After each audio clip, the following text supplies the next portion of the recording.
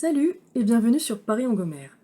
Aujourd'hui, je vais vous parler de tout ce que j'utilise pour prendre soin de mon contour des yeux, euh, qui marque un petit peu plus le vieillissement que le reste de mon visage.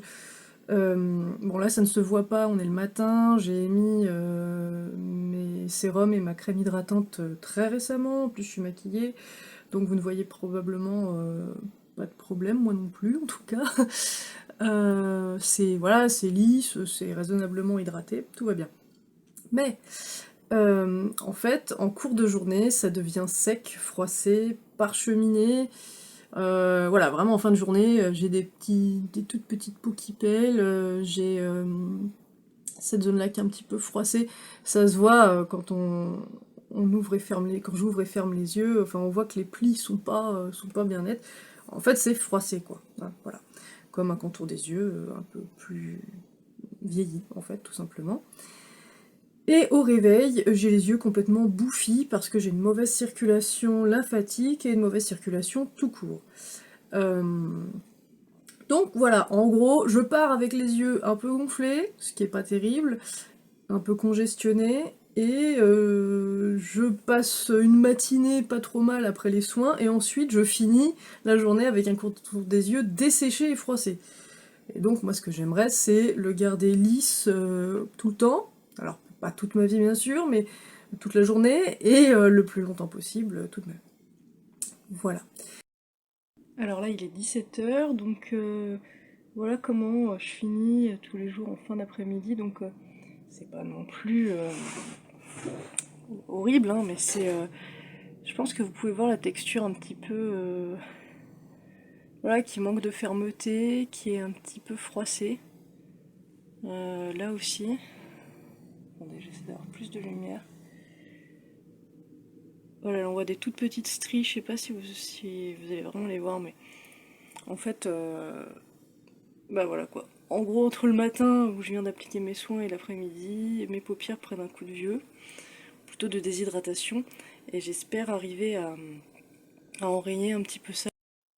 Je vous propose de vous partager les différents éléments que j'utilise en respectant la chronologie d'une journée.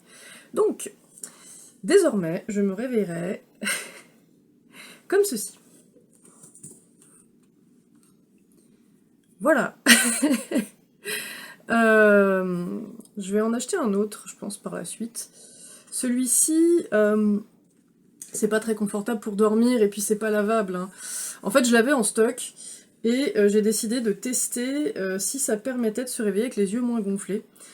Donc c'est un masque avec des petites billes, on peut le chauffer ou le mettre au contraire au congélateur pour avoir du froid ou du chaud. Le chaud, je crois, soulage les trucs genre blépharite, problème lacrymal, puis le froid décongestionne, bien sûr. Mais hier soir, je me suis... Alors, c'est pas forcément fait pour dormir avec, hein, c'est fait pour apaiser les yeux pendant je sais pas, 10, 15, 20 minutes, si on a un problème particulier. Mais comme je me réveille avec les yeux très secs et les paupières enflées parce que ça circule mal, je me suis dit que peut-être dormir avec permettrait une amélioration au réveil.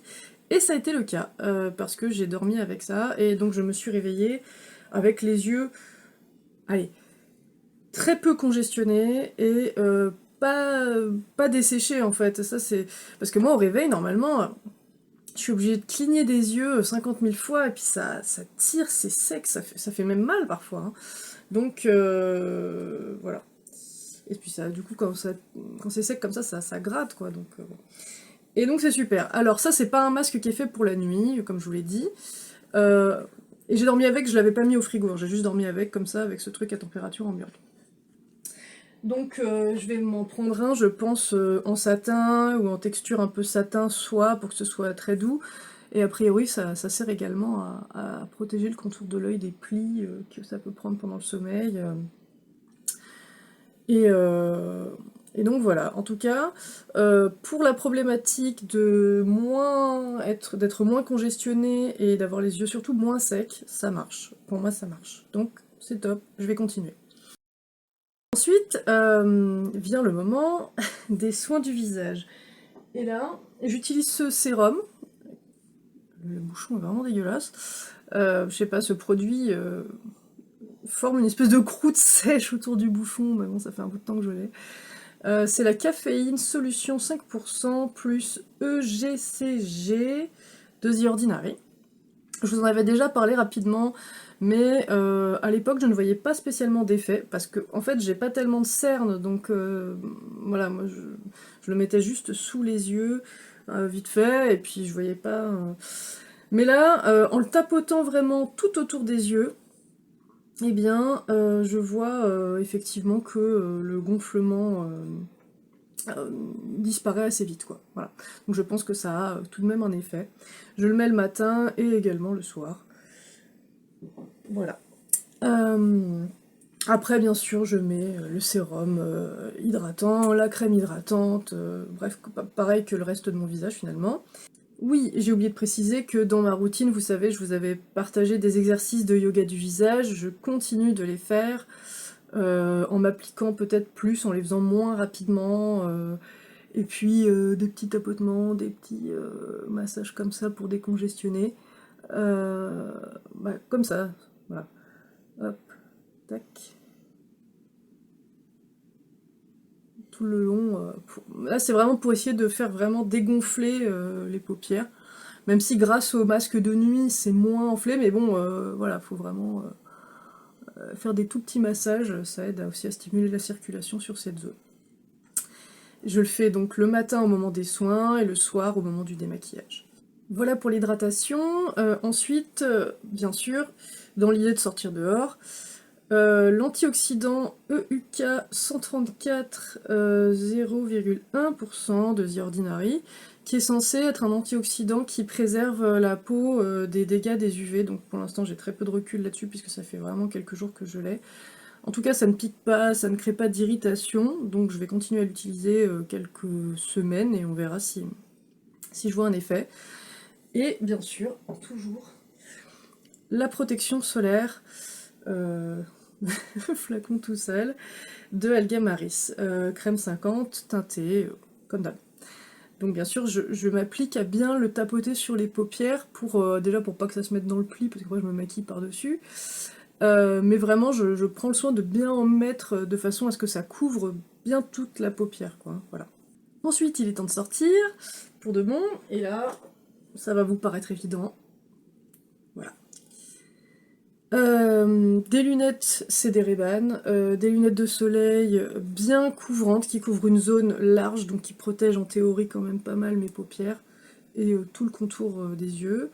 Elles sont teintées et le verre est traité pour protéger des UV, ce qui n'est pas le cas de toutes les lunettes, faut le savoir. Vous pouvez avoir des lunettes teintées qui vont vous éviter d'être ébloui, mais avec des verres qui ne protègent pas réellement des UV, qui ne filtrent pas réellement les UV. Ça, je l'ai appris il y a très peu de temps, et c'est étonnant parce que on pense être vraiment protégé dès qu'on met des lunettes de soleil, mais non. Donc renseignez-vous, prenez des lunettes de bonne qualité. Les petites lunettes en plastique à moins de 10 €, souvent ça protège pas réellement des UV. Voilà. Et à l'inverse, il existe également, j'ai appris ça, des lunettes qui protègent des UV, mais qui ne sont pas teintées. Et ça me plairait davantage. Alors je vais pas investir pour acheter des nouvelles lunettes maintenant. Celles-là, je les ai pas achetées d'ailleurs. C'est celle de ma mère qu'elle devait avoir il y a 20 ans, quoi. Mais bon, elles sont top. Puis en plus, c'est à la mode. Oui, donc des lunettes avec des verres qui protègent des UV sans être teintés. Donc ça me plairait. Bon, bah ça donne un look un peu différent puisque c'est totalement translucide, mais la raison pour laquelle je négligeais souvent le port des lunettes de soleil, c'est que je n'aime pas voir mon environnement assombri en fait. Donc si je pouvais avoir la vision tout à fait normale, mais être protégée, ce serait super. Donc je testerai peut-être dans les prochaines années. Ce soir, donc démaquillage en douceur. Alors, avec de l'eau en spray. Actuellement, de l'huile d'argan. Je vous avais dit que je le faisais avec le baume Egyptian Magic, mais comme c'est un produit qui coûte un peu cher, je le réserve vraiment pour nourrir ma peau, mais je ne démaquille plus avec. Ça c'est très bien. Ça s'émulsionne donc avec l'eau, et ensuite j'essuie en tamponnant doucement avec un petit coton, enfin c'est un disque lavable en fibre de bambou, c'est les plus doux. Bon, il est dégoûtant parce qu'il a été lavé plusieurs fois, mais voilà, il absorbe du mascara tous les jours. Mais il faut vraiment y aller tout doucement, quoi. Et en fait, finalement, ce qui va le plus se jouer, c'est presque la gestuelle, parce que moi j'avais tendance à frotter comme une malade et à essuyer pour que ce soit vite fait, rapide. Et là, je prends vraiment sur moi pour avoir des gestes plus doux. Et finalement, je pense que ça compte autant, si ce n'est plus, que les produits que vous utilisez. Même si, bon, voilà, vaut mieux éviter d'utiliser un produit agressif ou décapant sur cette zone. Un nettoyant trop agressif, moi j'en utilise pas. Voilà, donc ensuite, hop, on remet le soin contour des yeux à la caféine et l'antioxydant, puisque l'antioxydant fonctionne en continu pour éliminer les radicaux libres, a priori, donc on peut le mettre matin et soir, enfin c'est conseillé. Crème hydratante, tout ça. Et c'est l'heure d'aller se coucher. Voilà. Donc j'espère qu'avec tout ça, je vais voir une évolution positive, c'est-à-dire le ralentissement ou la disparition de la déshydratation, et puis constater peut-être que je vais conserver des paupières à peu près lisses toute la journée durant, ce serait super. Je vous dirai si ça fonctionne. Alors ça fonctionne un tout petit peu déjà, je veux dire, c'est depuis quelques jours que je fais tous ces efforts-là, je vois une amélioration, mais on va voir si ça devient durable. Voilà. Et bien sûr, toujours le yoga du visage et les petits massages drainants. Ça n'a pas changé. Et je pense que ça aide aussi à garder des paupières toniques, à éviter que ça s'affaisse et tout. Mais par contre, vraiment, ça joue pas sur la déshydratation, quoi. Donc ça, c'est autre chose. Voilà. Je vous remercie d'avoir regardé cette vidéo. J'espère qu'elle vous a plu. Et si vous avez des questions, n'hésitez pas. Des suggestions, n'hésitez pas non plus. Si vous connaissez des produits qui marchent vraiment bien, qui vous aident à conserver une très bonne hydratation de cette zone, eh bien, dites-le moi, ça m'intéresse. Parce que jusqu'à présent, même en mettant sérum, crème hydratante et crème grasse, donc le baume Egyptian Magic, qui arrive à garder tout mon visage hydraté, bah, cette zone-là arrivait quand même à se déshydrater, quoi, en cours de journée. Voilà. Et oui, je bois assez d'eau, je bois énormément d'eau. Donc c'est pas ça.